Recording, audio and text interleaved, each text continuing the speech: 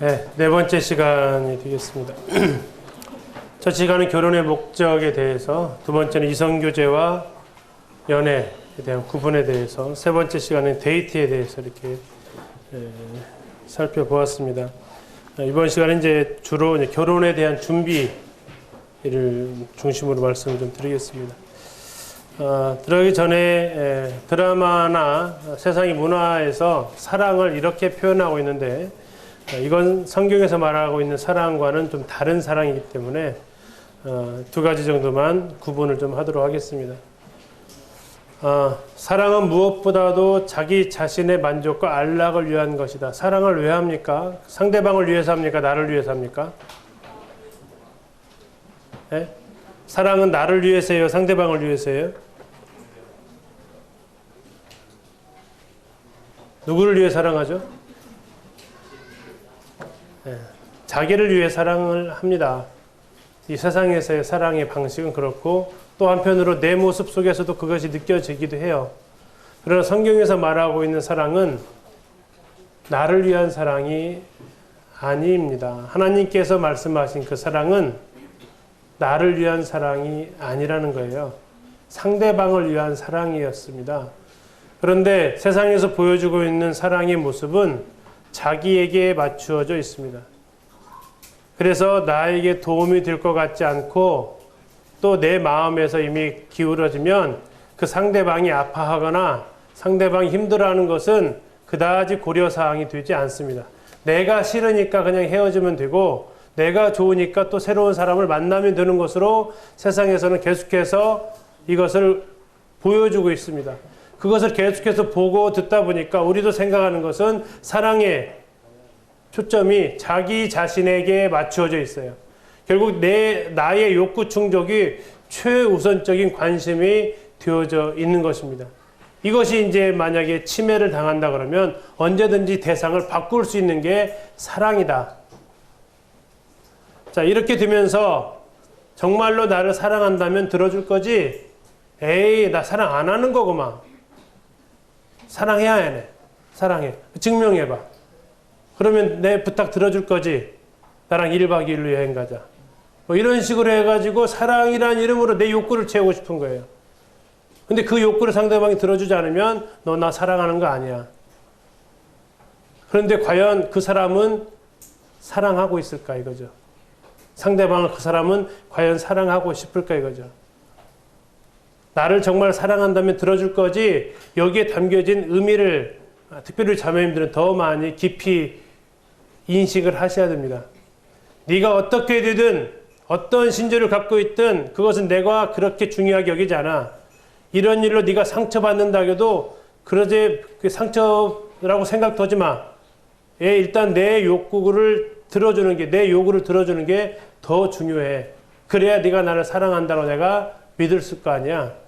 이것은 지극히 자기 중심적인 자기의 욕망을 해결하고자 하는 악한 마음입니다. 그러다가 이 사람보다, 사귀고 있는 이 사람보다 더 좋은 대상이 나타나면 이렇게 얘기하죠. 사랑은 옮겨가는 거야. 그래서 다른 사람을 향해서 나아갑니다. 왜요? 기본 전제가 나의 행복감, 나의 욕구의 충족이 있기 때문에. 그러나 성경에서 말하고 있는 저 파란색 글씨의 그 사랑은, 하나님 우리를 사랑하신 그 사랑은, 하나님께서 십자가를 통해 보여주신 그 사랑은 바로 우리의 참 행복을 위한, 우리를 위한 사랑이었다는 것입니다. 그래서 정말 사랑한다면 지켜줄 수 있는 것이 그를 사랑하는 거지, 사랑한다라는 이름으로 요구하는 것이 사랑이 아니라는 거죠. 여기에 절대로 넘어가서도 안 되고, 오히려 그런 사람과 어떤 여러분 관계를 시작해서도 안 되겠습니다. 그러나 이것은 여러분들이 그리스도 안에서도 얼마든지 일어날 수 있는 위험입니다. 형제 자매들을 볼 때 거룩한 사람으로 보는 것 좋습니다. 그런데 한 가지 더 생각하셔야 돼요. 저 형제는 그런 요구 안 하겠지. 저 자매는 그런 요구 안 하겠지. 어느 순간 형제 자매를 바라보는 시각을 조금 바꾸게 됐어요. 자, 우리는 전부 다 죄인이었죠. 그죠? 어느 정도의 죄인이었죠? 어느 정도 죄인이었습니까? 우리는요, 예수님이 아니면 감당이 안 될 만큼 심각한 죄인이었어요. 우리가 좀 나아가지고, 우리가 좀 인격이 훌륭해가지고 하나님 우리를 구원하신 것이 아니고요. 넌 내가 아니면 불가능해 한 사람이 구원받았다고요. 옆에 한번 보세요. 그런 사람 맞나 안 맞나? 아, 진짜 예수님 아니면 감당 안 되는구만. 그런 사람 맞나요? 맞다고요. 그러니까 그 사람 너무 믿지는 마세요. 대신 사랑은 해야 돼요. 그래서 형제 자매들은 사랑하기 때문에 믿어주는 거지 믿기 때문에 사랑하는 대상이 아니에요. 그래서 그들은 왜 어떻게 형제가 그런 말을 할 수 있어? 그런 말을 할 수 있을 정도로 악했기 때문에 예수님이 필요했다고요.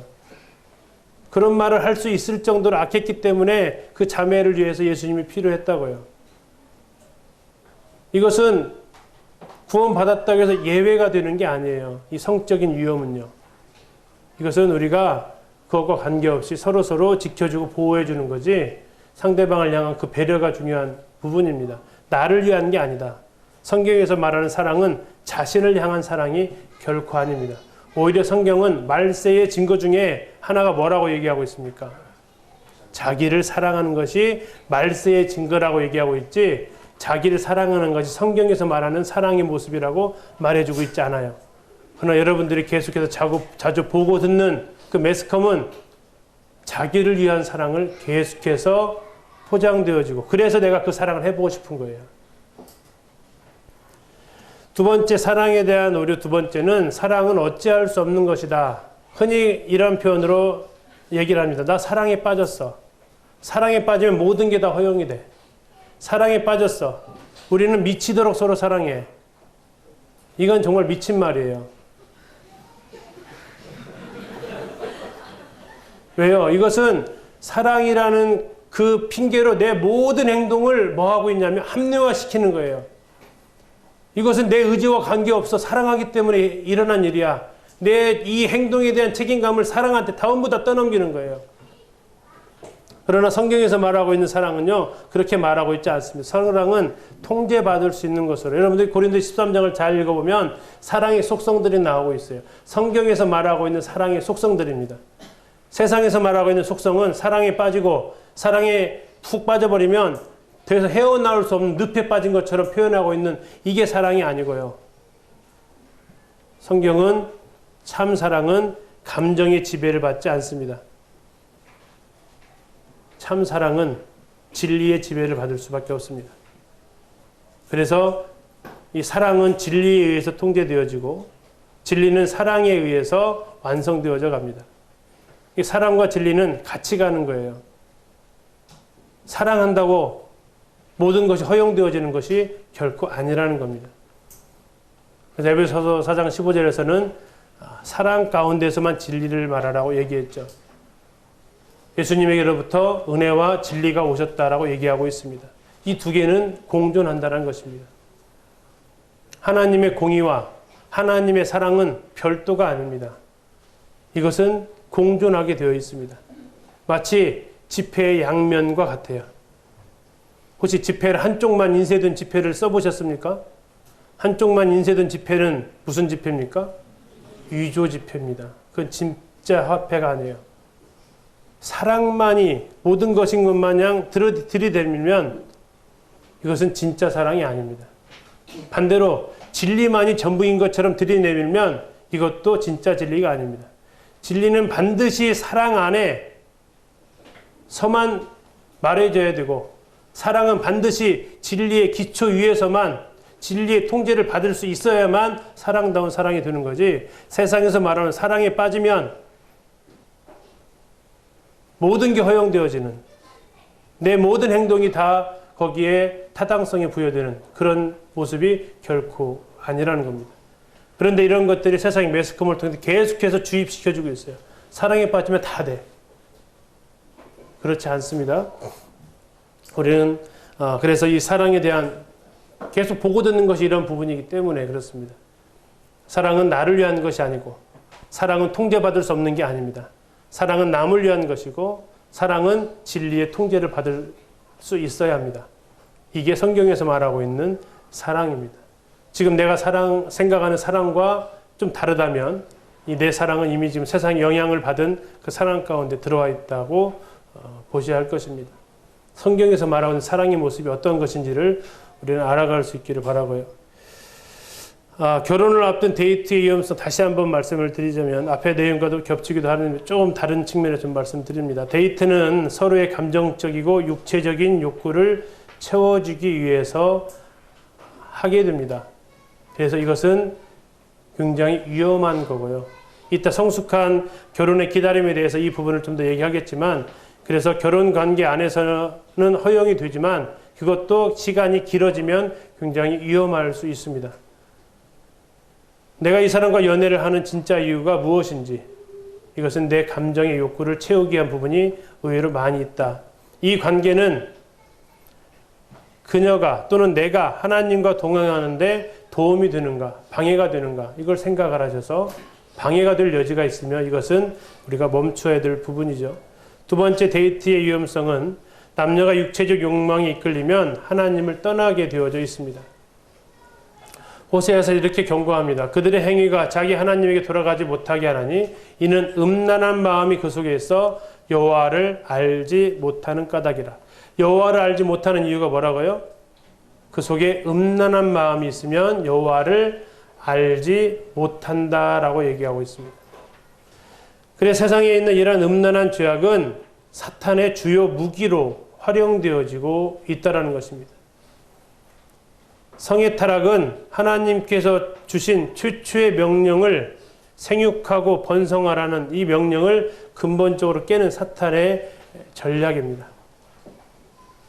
우리 창세기부터 시작해서 이 모습을 살펴보았습니다. 세 번째로, 데이트의 위험성은 결혼을 전제로 하지 않은 데이트는 위조된 가면을 쓴 것을 동반하기 때문에 이것은 우리가 조심해야 될 부분이다. 서로에게 호감을 얻기 위해서 위장된 행동을 하기 쉽다. 또 결혼을 전제로 하지 않은 데이트, 이것은 두 사람을 자꾸 다른 사람들로부터 시선을 피하게끔 만드는 그 장소는 사람이 안 보는 장소니까 은밀한 장소로 가게 만들고, 그것은 죄를 지을 수 있는 환경 가운데로 이끌게 됩니다. 그래서 남은 삶을 함께하는 관계, 결혼 관계를 맹세하기 전까지는 단기간의 사랑을 추구하는 것은 나도 상대방에게도 굉장히 악한 것이다 라고 기억하시고, 이 데이트, 결혼 전제 안에서 허용되는 데이트지만 우리는 이제 이 데이트조차도 어떻게 해야 될지도 더 나아가서 좀 보도록 하겠습니다. 오늘 마지막 주제가 되겠는데요. 이제 결혼입니다. 우리는 지금까지 쭉 보아서 결혼의 목적을 보셨고, 다음에 이성교제와 연애를 보셨고, 다음에 데이트를 보셨고, 사랑에 대한 왜곡된 부분들을 같이 보았습니다. 결국 이제 오늘 마지막 주제, 결혼, 우리가 어떻게 준비해야 될 거냐 하는 부분입니다. 결혼을 위한 성숙한 기다림이라고 이렇게 이름을 지어봤는데요.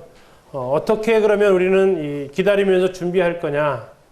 결혼이 그토록 하나님의 놀라운 계획 가운데 있으면 우리는 그 결혼이 정말 아름답게 이루어지도록 하는데, 이건 우리가 굉장히 많이 준비해야 될 것을 말해주고 있는데, 첫 번째는 친밀감을 연습하라 이것입니다.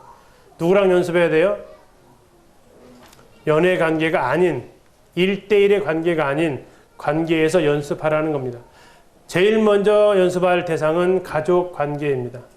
앞에서 잠시 말씀드렸지만, 내가 지금 엄마에게, 우리 여기 있는 형제들, 내가 엄마에게 하는 내 말투 있죠?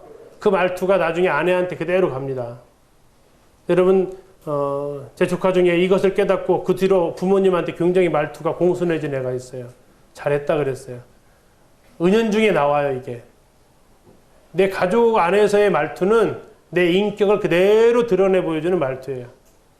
여러분, 부모님들에게 하는 말투, 여러분, 연습하셔야 돼요. 저절로 되지 않습니다. 제가 어느 책을 보면서 좀 새롭게 깨달은 부분이 있었어요. 잠언 22장 6절의 말씀, 주일학교 선생님들은 다 외우셔야 되는데 아시죠? 잠언 22장 6절. 같이 한번 외워보겠습니다. 시작. 이런. 여기 중고등부 선생님이죠. 죄송합니다. 주일학교 선생님 다 위로 올라가셨죠. 자, 그 잠언 22장 6절 이렇게 말씀하셨습니다. 마땅히 행할 길을 아이에게 가르치라. 그리하면 늙어서도 그 길을 떠나지 않으리라. 자, 마땅히 행할 길을 아이에게 가르치라. 여기 가르치라는 단어가 영어로 뭘까요? 저도 teach인 줄 알았어요. 근데 NIV를 찾아봐도 킹제임스를 찾아봐도 거기가 teach로 안 나와 있어요. 뭐라고 써 있냐면 트레이닝이라고 나와 있어요. 트레인해라. 번역을 바꿨어야 됐어요. 뭐라고요? 마땅히 행할 길을 아이에게 훈련시켜라 했어요. 훈련시켜라. 이게 더 적절한 표현이었어요.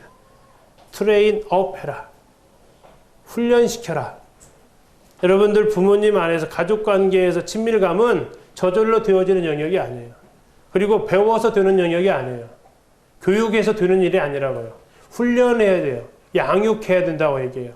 양육은 교육 플러스 훈련이 양육이거든요. 이것은 여러분들 훈련해야 돼요. 부모님한테 반말 쓰시는 분 없으리라고 생각합니다. 여기 계신 청년들 부모님한테 반말 안 쓰죠? 속이 있으신 분들은 웃으셨어요. 여러분들 부모님한테 반말 사용하지 마세요. 특히 엄마한테. 아빠한테는 그래도 존댓말 쓰는 분들이 의외로 있는데 엄마한테는 의외로 반말이 많아요. 어머니는 그런 존재가 아니에요. 여러분들한테 그 반말 찍찍 들으실 그분들이 아니에요. 여러분들 존칭하세요. 제가 엄마라고 말하는 것까지 바꾸라고는 않겠어요. 대신 엄마 하는 그 순간 말이 막 나가지 마세요. 존대하세요. 엄마 이거 어떻게 했어? 하지 마세요. 해주세요 하든지 하셨어요 하든지. 여러분 이거 훈련하셔야 돼요. 여러분들 5살 밑에 있는 후배가 자기한테 반말하면 기분이 어떠세요? 이거 어디서 지금 이러실 거잖아요. 근데 여러분들 20년 이상 차이 나는 그분한테 왜 이렇게 반말로 막 하시는 거예요? 그러지 마세요. 여러분 존댓말 하시고 예의 있게 얘기하세요. 이게 여러분 훈련하셔야 돼요. 부모님과 여러분들 많은 대화를 나누세요. 그 부모님만큼 여러분을 사랑하는 대상이 없어요. 그 여러분을 그렇게 헌신적으로 사랑하시는 그분의 사랑을 여러분이 알지 못하는데 여러분 감정적으로 채워진 갑자기 나타난 그 한 사람 사랑한다고요? 이건 여러분들이 서로 상처받을 수 있는 일이 됩니다. 두 번째, 다른 사람들과 함께 하나님을 추구하는 삶을 연습하라. 자, 다른 사람은 누구냐? 첫 번째, 역시 가족입니다. 가족과 함께 가정 예배도 드려보시고 하나님을 추구하는 거죠. 가정 예배를 드려왔던 자녀들은 결혼 후에도 자기 자녀들과 가정 예배를 드릴 수 있는 힘이 나오기 때문에 그렇습니다. 소그룹원들, 교회 안에서 청년들과 함께 기도하시고 또 자신의 연약한 부분을 나눌 1대1의 사람을, 동성입니다. 여기는 그 사람과 함께 기도하시고 교회 학교에서 함께 사역하고 봉사하십시오. 섬기는 삶을 살아가도록 여러분 연습하시라는 겁니다. 다른 사람들을 위해서 사는 삶을 다른 사람들과 함께 연습하라고요. 이성교제를 얘기를 할 수도 있습니다. 함께 연습하면서 여러분들이 인격이 다듬어지게 되는 것을 경험하게 될 겁니다.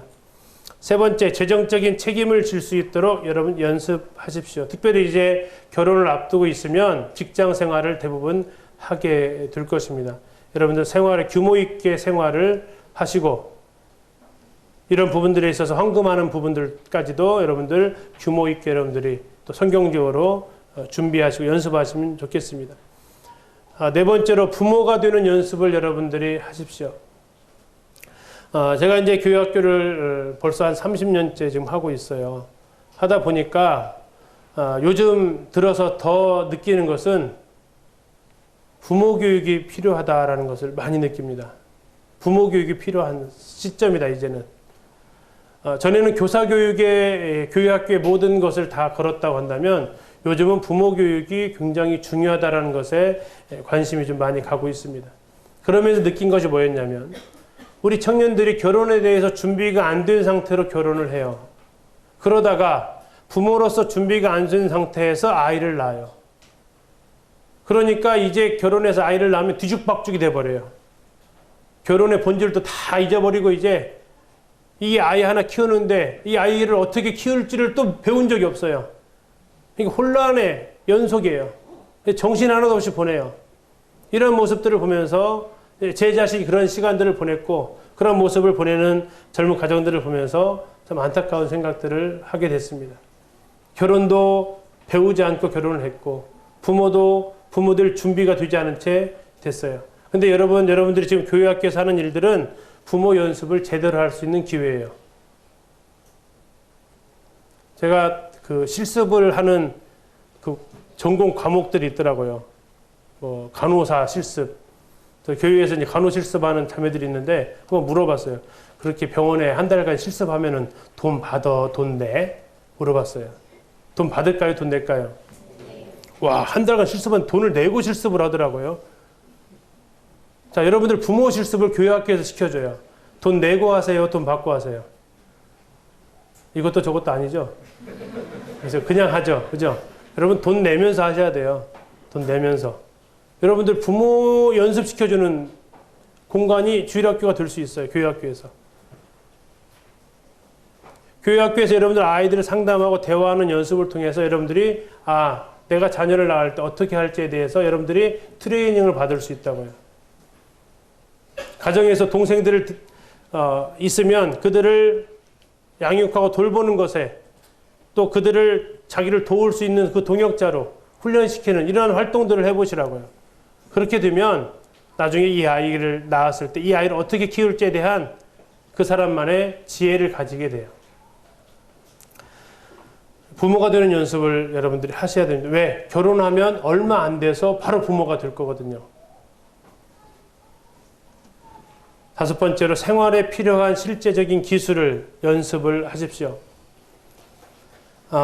장 보는 거, 식단 짜고 식사 준비하고 반찬 만들고 제 그 2번째 줄 제가 썼다가 청년들한테 야유를 좀 들었는데 청년들도 애찬주에 들어가는 것은 어떨까? 기혼 자매님들은 굉장히 찬성을 좀 하시는데 청년들 반응이 시큰둥 했는데 청년들한테 좀 얘기했어요. 가서 좀 배워라. 얼마나 좋은 기회냐. 그 숙련된 한국 교회의 애차는 다 맛있잖아요. 그렇죠? 자매님들이 워낙 단련되셨잖아요. 매주 식사 준비하시면서 안 마시는 교육 한 번도 경험해 본 적이 없어요. 애차는 전국 통일 같아요. 식당은 전주가 확실히 맛있어요. 식당은. 근데 애차는 전국이 다 맛있어요. 다른 지역 가서 맛집이라고 갔는데 전주에 그냥 가는 집이랑 비슷해. 그래서 별로 신뢰가 안 가는데 애차는 다 맛있어요. 거기 가서 배울 수 있는 굉장히 좋은 기회거든요. 기혼 자매님들 따라다니면서 장 보는 것도 좀 배우고 식단 짜는 것도 배우고 양도 좀 배우고 우리가 섬길 수 있는 영역이기 때문에 배울 수 있잖아요. 애찬주에 이렇게 넣어가지고 그러고서 요리할 수 있는 것을 배우면 뭐 그냥 신부 수업 하는 거죠. 별로 반응이 안 좋은 것 같아요. 어쨌든 말은 제가 어쨌든 저희 교회에서도 꺼냈으니까 이것이 조금 시간이 되면 자꾸 한 번씩 잊어버릴 만한 한 번씩 얘기하면 이게 들어갈 수 있지 않을까 싶기도 한데 어쨌든 이런 것들을 연습하시라는 얘기예요. 형제들 또 동일하게 뭐 물건 고치기, 전기 다루는 거, 운전하는 거, 차 점검하는 거 이런 것들 차 긴급할 때 바퀴 갈 줄 아시죠, 형제님들? 전화하면 다 오나요? 이런 부분들, 생활에 필요한 것들을 여러분들이 준비하시고 해나가는 것이 여러분 굉장히 중요한데 마치 가정일은 엄마 아빠의 몫이지 그건 내가 결혼하면 할게 이게 아니라고요. 그 전에 여러분들이 준비되어져 있는 신랑 신부로 여러분들이 기다리면 준비하시면 좋겠다 싶습니다. 자, 이제 우정에서 결혼으로 이름을 지어봤는데 자, 결혼은 중매가 맞아요? 연애가 맞아요? 둘 다 맞아요. 그죠? 성경에서는 중매다, 연애다 딱 정답을 내리지는 않습니다. 물론 성경에 쓰여져 있는 단어는 중매라는 단어도 쓰여져 있고요. 연애라는 단어도 쓰여져 있습니다. 근데 성경에 얼핏 보면 중동의 이스라엘의 문화는 중매 문화인 것은 맞습니다. 그러나 이제 우리나라도 중매가 대세였었고요. 그죠? 근데 이제 그렇기 때문에 한국 교회의 지금까지도 큰 흐름은 중매가 맞습니다. 그런데 중매하면 믿음이 좋고 연애하면 믿음 떨어지고 그건 아니라는 것을 제가 확인을 했어요. 중매하면서 자꾸 조건에서 이거 아닌데요. 이 사람들 만나본 게 아니에요. 나의 조건을 내세우고 리스트에서 안 맞으면 자꾸 하면서 캔슬을 놓는 이런 지체들도 있고, 또 어떤 분은 중매는 아닌데 누구를 향해서 정말 주님의 심장으로 바라보는 지체도 봤어요. 저 자매가 다리가 불편한데 형제님 제가 저 자매의 한쪽 다리가 되어주고 싶은데요. 그런 마음이 하나님께 계속 부담을 주시네요. 이런 지체도 보게 됩니다. 중매하면 다 신앙이 좋고 연애하면 다 세속적이고 이런 차원은 아닌 것 같아요. 그 마음의 준비 상태가 마음 상태가 무엇이냐에 따라서 중요한 부분 같은데, 오늘날 참 장로들의 가장 큰 고민 중에 하나가 이 중매 문제입니다.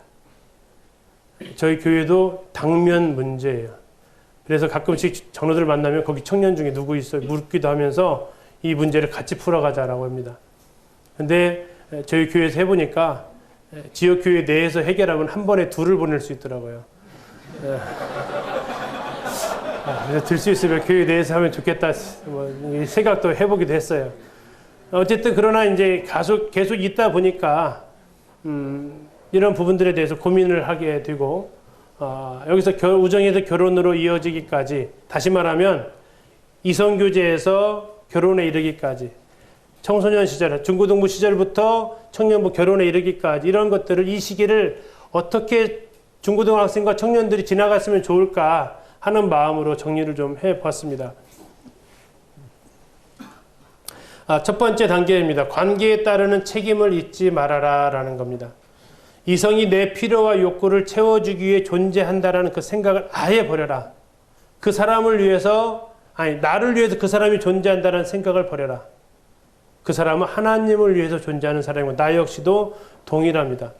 내가 하나님의 자녀이듯 그도 하나님의 자녀이고, 하나님이 나를 향해서 계획을 갖고 계시듯 그도 하나님을 향해서 계획을 갖고 계시다는 그 생각을 해야지, 나에 의해서 그 사람을 조종하려는 그런 생각을 아예 버려라. 두 번째, 나와 내 가족들과 친구들을 포함한 주위 사람들의 관계를 생각을 해야 돼요. 교회 청년들과 학생들, 나와 가족들을 하나 되게 하고 그들의 마음에 어려움을 끼치지 않는 범위 내에서 행동을 해야지, 내가 좋다고 표현하고 내가 좋다고 이렇게 고백하게 되면 서로가 어려움을 끼칠 수 있다. 아까 말씀드린 대로 당사자만 어려운 게 아니고, 나만 어려운 게 아니고 당사자 어렵죠. 그 양쪽이 부모들 어렵죠. 그 속해 있는 중고등부나 청년회가 어렵죠. 그 어려움은 결국 교회로까지 연결되어져 간다 이거죠. 내가 이 관계에 들어갔을 때 파장도 생각을 해봐야 된다. 세 번째, 이 관계는 나와 하나님과의 관계, 그와 하나님과의 관계를 발전시키고 있는지, 먼저는 우리가 책임을 한번 생각을 해봐야 된다라는 거였습니다. 두 번째는 데이트하기 전에 먼저 이성교제부터 해라. 먼저 우정부터 구해라. 흔들리지 않는 결혼이란 서로에 대한 존경과 감사, 그리고 우정에서 비롯된 동료애로 이루어진 단단한 토대 위에 세워지는 것이다. 주일학교 중고등 교사라면 여기다가 동료애 대신에 전우애라고 좀 바꾸고 싶기도 합니다. 우리는 정말 영적 싸움을 같이 싸우는 전우들이잖아요. 자기 전우를 향해서 총뿌리를 겨눠서는 안 되잖아요. 그들은 같은 공동의 운명체입니다. 그 위에서 이 결혼이 시작이 되어야 되기 때문에 깊은 우정 단계에서부터 우리 가라. 그래서 우정을 키우기 위해서 공동체 안에서 이성교제를 해라. 함께 예배드리고 사역하고 가족, 친구, 일과 관계된 부분들에 서로를 참여시키고 이런 일들을 활동하고 실행해보는 이런 과정. 이때 피해야 될 거, 연애 감정을 나타내는 말, 행동.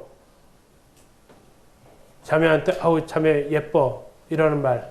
물론 예쁘다고 말하는 것이 문제되진 않지만 개인적으로 얘기하는 것은 상대방이 오해할 수 있는 여지를 남깁니다. 나한테 관심 있나? 이런 생각을 갖게 만들 수 있다는 얘기예요. 자기 감정을 고백하고 싶은 욕구는 상대방에게 유익을 주고 싶은 마음이 아니라 내 마음이 지금 고백하고 싶어서 이것을 표현하고 싶은 욕구에서 나오고 결국 나 중심적이라는 얘기입니다. 이런 것들은 여러분들이 피하셔야 되고 순수한 우정으로 깨끗한 마음으로 1절 깨끗함으로 형제 자매에게 하듯 이런 것들이 먼저 선행되어져야 된다. 다음에 세 번째, 지켜보고 기다리면서 기도해라 입니다. 만일 어떤 특별한 사람과의 관계를 진전시키고 싶어지면 기도를 통해서 하나님의 뜻을 기다리라. 그리고 부모님이나 장로들에게 기도해 줄 것을 부탁하라. 이것은 지금 결혼 정년기에 해당될 때의 일입니다. 이때 반드시 짚고 넘어가야 할 질문이 있는데, 첫째, 성경이 비추어 볼 때 이 결혼은 합당한 결혼인가? 합당한 결혼은 어떤 결혼이라고요? 하나님이 짝지어 주신 결혼. 하나님을 아버지로 모시고 사는 사람들끼리의 결혼입니다. 성경에서 유일한 조건은 그거 하나예요. 제가 청년 시절에 이 결혼 문제 때문에 고민을 하면서 한 선교사님하고 펜팔을 주고받았어요. 지금 같으면 이메일로 했겠지만 제가 총각 때는 이메일이 안 되는 대학 시절에는 모뎀이라고 들어보셨나요?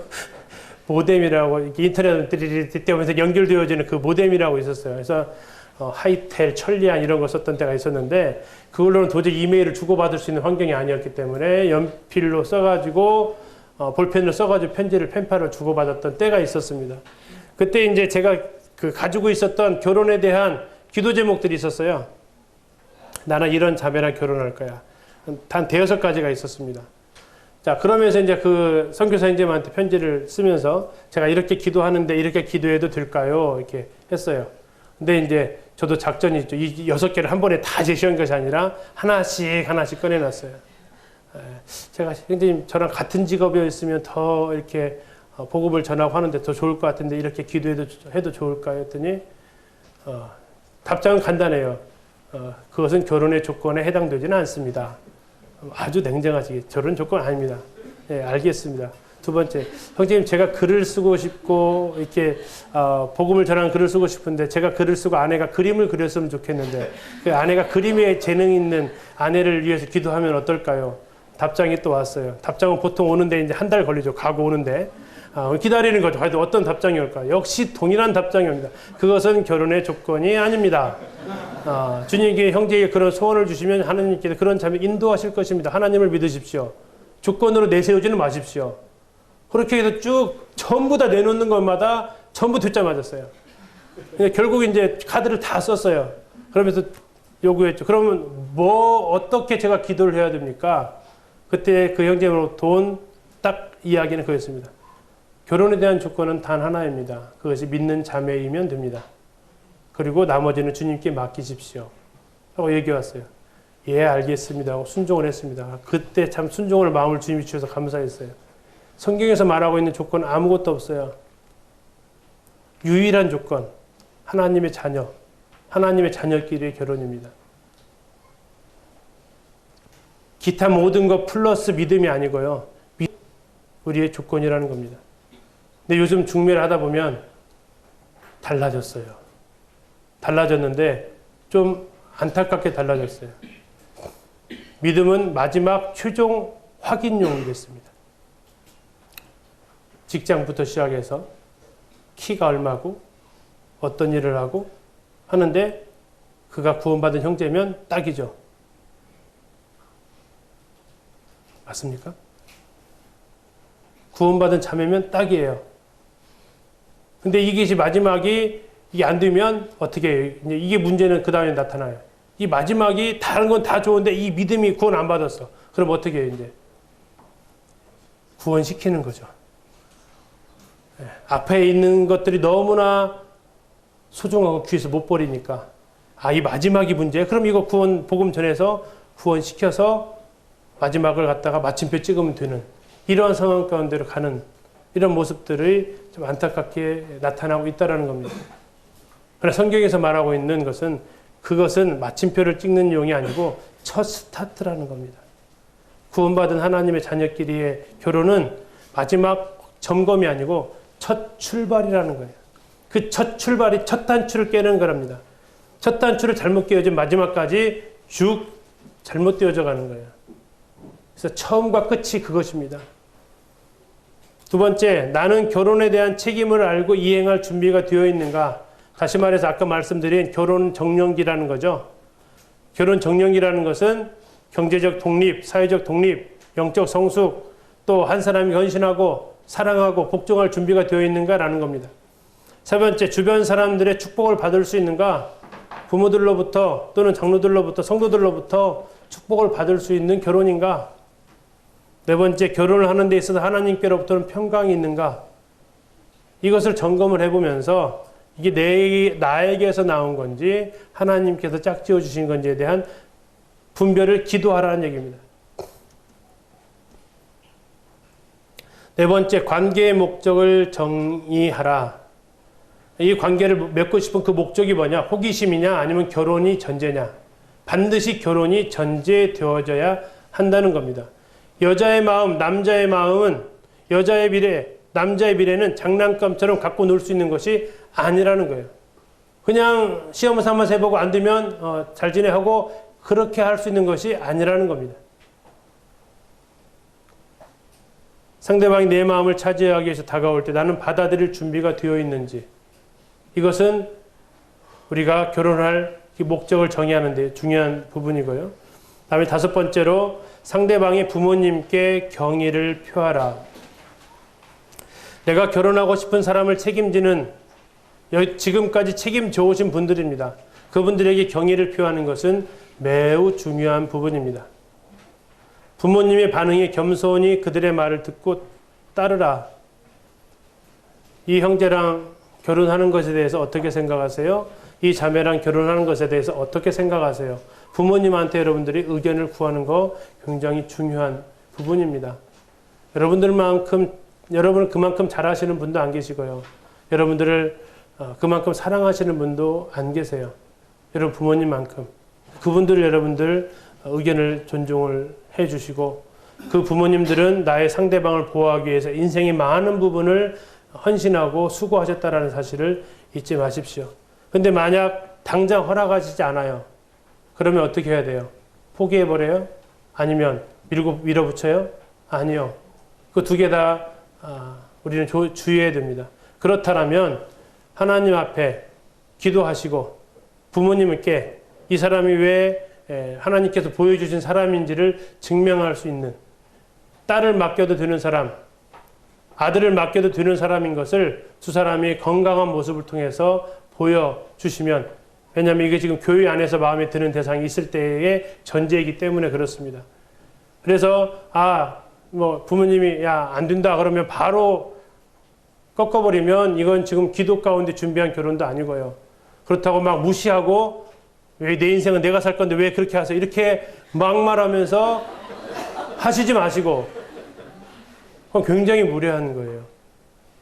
여러분은 그 분의 분별을 존중하시고, 그리고 정말 여러분의 삶을 통해서 그것을 믿음의 주님께서, 하나님께서 짝지어 주셨다는 것을 증명해 가시라고요.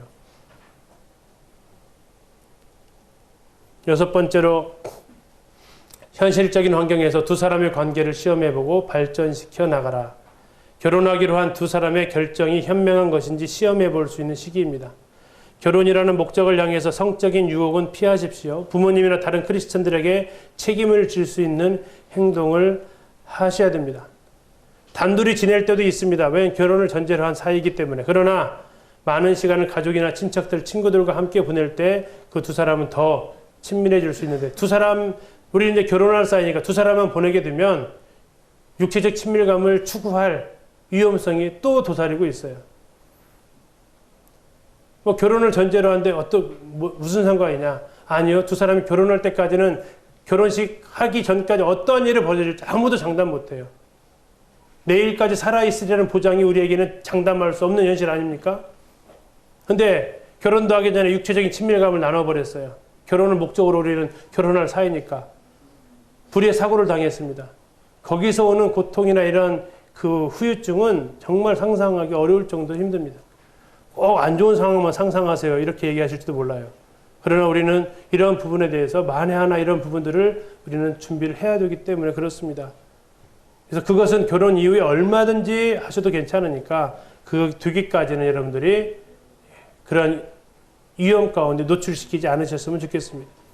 여러 가지 주제에 대해서 둘이 이야기 나누고, 두 사람의 교제는 단순히 즐기기 위한 시간이 아니라 서로를 배우고 대화하는 시간, 이 시간이 될 수 있도록 하시면 좋겠습니다. 끝으로 우정에서 결혼의 7번째, 결혼을 위해서 열정을 아껴라. 엘리자베스 엘리엇은 이런 얘기를 했습니다. 서로에게서 손을 떼라. 손을 떼라는 얘기 무슨 뜻이에요? 흔히 말하는 간섭하지 말라는 얘기가 아니고 서로에게 손을 떼라는 얘기는 스킨십하지 말라는 얘기예요. 옷을 입은 채로 있으라. 이것은 무슨 말 같아요? 아직은 벌거벗을 상황이 아니다는 얘기예요. 결혼을 안 했기 때문에. 결혼 안에서만 벌거벗으면 허용되지 옷을 입은 채로 지내라는 얘기입니다. 다시 말하면 결혼하기 전까지는 자신들의 육체가 서로에게 속한 것처럼 행동하지 말아라 라는 것입니다. 데이트에서 흔히 일어나는 키스 애무행이 두 사람을 오히려 혼란과 타협으로 이끌 수 있게 됩니다. 이것은 여러분들을 처음에는 여러분들이 이것을 원해서 하지만 여러분 나중에는 이것에 의해서 여러분들이 이끌려서 여러분들이 통제할 수 없는 상황까지 가게 만듭니다. 결혼과 상관없는 육체적인 친밀감은 죄로 가득 차고 무의미합니다. 나중에 굉장히 보람이 있지 않습니다. 후회가 있습니다. 그때 좀 참을 걸. 결혼식에서 첫 키스를 하는 것을 꿈꿔라. 그러고 싶으세요? 그건 아니에요? 너무한가요? 결혼식 보통 마지막 요즘은 행진 다 끝나고 키스해 하더라고요. 그때 첫 키스하는 것을 꿈꿔보십시오. 이것이 성경에서 말하고 있는 가장 아름다운 성의 모습입니다. 그리고 영혼에 몰두하라. 유혹에 빠지기 쉬운 상황, 분위기. 형제들 부탁합니다. 자매들은 무드에 약합니다. 괜히 분위기 잡지 마세요. 그러면 그 몸의 터치, 그것을 통해서 어려움을 서로 겪을 수 있습니다. 밝은 곳에서 만나세요. 둘이 공적인, 이제는 교회에서도 허락되어진 만남이잖아요. 공적인 자리에서 밝은 데서 만나세요. 어두운 데 찾아가지 마시고 공개된 자리에서 만나시고 그래야 여러분들이 보호를 받을 수 있습니다. 아하, 데이트는 결혼 전제로 하는 데서 허용되어진다고 했어. 그러니까 이제 우리는 자유로워. 그거 아닙니다. 그 관계에서도 여러분들이 지킬 것은 지켜나가야 된다는 얘기예요. 그래서 결혼식 그날을 위해서 그날이 첫날 밤이 될 수 있도록 여러분들이 열정을 아끼십시오. 그리고 결혼한 이후에는 여러분들 주님 허락하신 아름다운 성 안에서 둘이 아름다운 행복한 시간들 여러분들이 보낼 수 있습니다. 이성교제 마지막 슬라이드네요. 이성교제와 결혼 함께 약속해요. 4가지 우리가 배웠던 것 하겠습니다. 자, 제가 빨간색 읽을 테니까 파란색을 읽어주십시오. 4시간에 걸쳐서 계속 반복적으로 자주 언급했던 내용들이니까 기억하실 겁니다. 이 4가지는 꼭 기억하고 가셔야 됩니다. 결혼 상대는 그리스도이고, 이성교제는 공동체 안에서, 데이트는 결혼하는 걸 약속한 사람끼리, 데이트할 때는 스킨십 없이. 아멘이십니까? 아멘. 왜 소리가 작아 들었어요? 여러분 강의 다시 해야 된다고요. 아멘이십니까? 네, 여러분 강의 다시 하긴 싫죠. 이 이성교제와 결혼에 관련된 이 세미나를 아마 예담이 측에서 한 이유가 이 부분이지 않을까 싶습니다. 굉장히 단순한 4가지 문장이지만 굉장히 오랜 시간 동안 교제를 했어요. 가서 뭐 듣고 왔냐? 이 4가지 듣고 왔다라고 하시면 돼요. 저도 역시 마찬가지. 뭔 얘기하고 왔냐? 이 4가지 얘기하고 왔다고 말씀드리고 싶어요. 이건 청소년들 시기부터 해서 청년의 시기까지 동일한 맥락입니다. 첫 번째, 결혼의 목적에서 그리스도인끼리 아닌 결혼은 하나님께서 계획하신 결혼과 또 그리스도와 교회의 모델을 투영해낼 수가 없어요. 이것은 마치 하나님과 사탄 마귀를 무슨 사이로 만든다고요?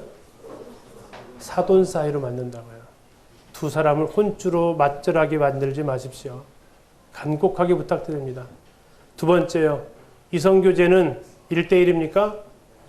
아닙니다. 공동체입니다. 공동체는 공동체인데 가급적이면 어디 공동체예요? 교회 안에서 공동체입니다. 그래서 저희 학생들한테 얘기했어요. 너희는 왕따로 살아라 그랬어요. 왕따로 살아라. 무슨 뜻인지 아세요? 왕따. 한번 이행시 한번 줘볼까요? 한번 운을 한번 띄워주실래요? 시작. 왕족은 따로 논다. 왕족은 따로 놀아. 우리는 하나님 아버지 그 왕, 영원한 왕이신 그 왕의 자녀들이세요. 우리 왕족이라고요. 왕족이 어찌 저들하고 같이 놀아요. 그렇죠? 왕족은 왕족끼리 노는 거예요. 그래서 교회 모이기를 자꾸 힘쓰는 것이 중요해요. 교회 자꾸 형제 자매들끼리 모이는 게 중요해요. 이것이 어쩌면 첫 번째를 해결할 수 있는 열쇠이기도 해요. 자꾸 세상에서 그 공동체 안에서 어울리다 보니까 동아리 선배 만나고 또 뭐 하면서 또 만나고 하면서 이렇게 자꾸 호감이 가고 밖에 나가 보니까 이게 신세계잖아요. 막 이렇게 왜 이렇게 키도 큰 사람도 많고 똑똑한 사람도 많고 와, 이 사람이 구원만 받으면 딱인데 뭐 그런 이 불붙는 전도에 대한 열정이 막 일어나게 만드는 그러지 말자고요. 그래서 전도의 목적이 아니라면 그들에게 가까이 가지 말고 전도의 목적이라 할지라도 이성에게 접근하는 것은 좋지 않습니다. 나는 순수하더라 하더라도 그 사람이 순수하게 받아들이지 않아요.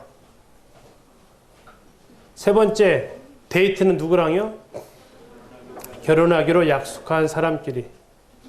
결혼하기로 약속한 사람끼리 하는 것이 연애이고 데이트입니다. 대신 조건이 있어요. 뭐 없이요? 스킨십 없이. 스킨십 하는 그 순간 다른 것은 전부 다 생략이 돼요. 그리고 스킨십에만 몰두하게 돼요. 이게 스킨십이 가지고 있는 함정이에요. 결혼한 후에 마음껏 하십시오, 스킨십은. 그리고 이때는 조금 열정을 참아주세요. 그것이 여러분들을 안전하게 보호해 줄 수 있습니다. 제가 앞에 거 읽을 테니까 다시 뒤에 거 읽어주세요. 하나님이 나를 위해 예배하신 짝을 기대하고 하나님의 시간이 될 때까지 기다리며 하나님께 영광이 되는 결혼을 위해서 기도하라. 우리 한글이 참 멋있잖아요. 기대하고 기다리며 기도하라. 무엇을 기대할 거냐? 하나님이 짝지어 주신대요. 하나님이 짝지어 주신대요. 형제 자매님들 시력이 얼마나 되세요? 2.0 잘 안 넘잖아요. 그렇죠? 하나님의 시력은요. 형제님들, 자매님들, 여러분들 시선의 높이가 얼만큼 되세요? 2m 안 돼, 2m도 안 되잖아요. 하나님은 저 하늘에서 내려다보고 계세요. 내 짝이 어디 있는지 두리번거리지 마시고 하나님께서 준비하신 짝이 있다는 믿음을 가지세요. 그리고 그것을 위해서 여러분들이 하나님의 시간이 될 때까지 기다리세요. 내 시간이 아니고 하나님의 시간이 될 때까지. 근데 간혹 너무 기다리시는 분이 계셔서 어려움을 줘요. 하나님의 시간이 됐는데 아직도 자기 시간이 안 됐다고 해서 너무 기다리지 마시고 독신의 은사가 아니라면 그리스도와 교회의 영광을 드러낼 수 있는 그 가정을 꿈꾸시면서 여러분들이 기다려주세요. 그리고 하나님께 영광이 되는 그 아름다운 결혼, 모든 성도의 축복 속에, 온 가족의 축복 속에 하나님을 보호자석에 앉혀드리고 예수 그리스도를 초빙해서 예수님 그분이 그 모자라는 포도주를 만들어 주셔서 넘치는 기쁨을 주시는 그 혼인잔치를 위해서 여러분들이 기도해 가실 수 있기를 정말 기도하게 됩니다. 우리들이 살아가는 앞으로의 세상은 갈수록 이 성적인 부분에 있어서 더 심해지면 심해졌지, 더 어려워지면 어려워졌지, 여러분들의 믿음을 지키기가 더 힘들면 힘들어졌지, 더 좋은 환경은 아닐 거예요. 그런데 중요한 것은 믿음은 환경에 의해서 좌우받지는 않는다라는 것이었습니다. 오히려 어려울 때 하나님을 의지함으로 그 믿음이 더 순결해지는 모습을 우리는 또한 보게 됩니다. 그때 이겨낼 수 있는 방법은 내 혼자 어렵습니다. 교회가 이 일을 함께해 갈 수 있어야 한다고 봅니다. 4시간의 긴 시간 걸쳐서 이렇게 들어주셔서 감사하고요. 아무쪼록 지역교회가 우리 청소년부터 청년에 이르기까지 이런 성적인 부분에 있어서 안전하고 또 아름답게 이런 일들이, 소식들이 들려지기를 함께 기도합니다. 이상 마치겠습니다. 감사합니다.